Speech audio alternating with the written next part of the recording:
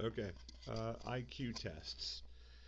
The point here isn't to even give IQ tests, it's simply to study the IQ tests and show what it is that they teach, what kinds of skills they teach. Like when you have those the squares and you have to put them together to make another square, you know, or this is to that as this other thing is to, pick a thing. Um, yeah, and then there's also I think it's called the Seven Kinds of Intelligence, and it's a, it's a really deep study into uh, let's see, Bliss Mill, body slash kinesthetic. It just means like uh, your ability to move, your sense of grace, also perhaps the Nicolaidian sort of, Kim and Nicolaide's gesture drawing thing in your head where you imagine your body in a certain position. And then linguistic, languages, being good with words, um, interpersonal, between yourself and other people, how good you are in a social situation, I guess, or bonding or communicating with people.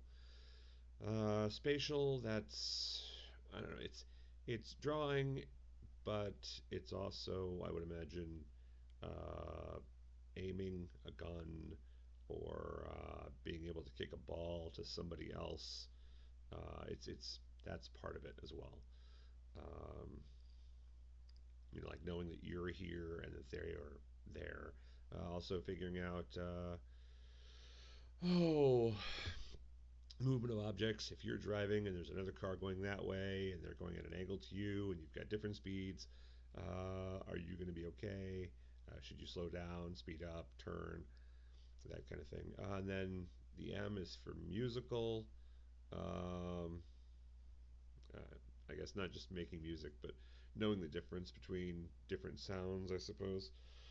Um, and then there's intrapersonal, which is your relationship with yourself, whether or not you can pull your ass out of depression, I suppose, how well you know yourself. And then there's logical slash mathematical. Uh, yeah. Let's see. Oh, and then I guess the book, later editions added moral and nature. I'm not so sure about those, but I think it probably could have added smell, or olfactory if you want to be fancy about it. Um, Touch, I suppose, just because these are senses that it didn't really go into very much. Although I suppose sense would be body. Uh, Taste. I know that those last two sound ridiculous, but there are people who make a living smelling perfumes, and there are people who make a living tasting things, from human food to, believe it or not, pet food. So I am glad I don't have their job.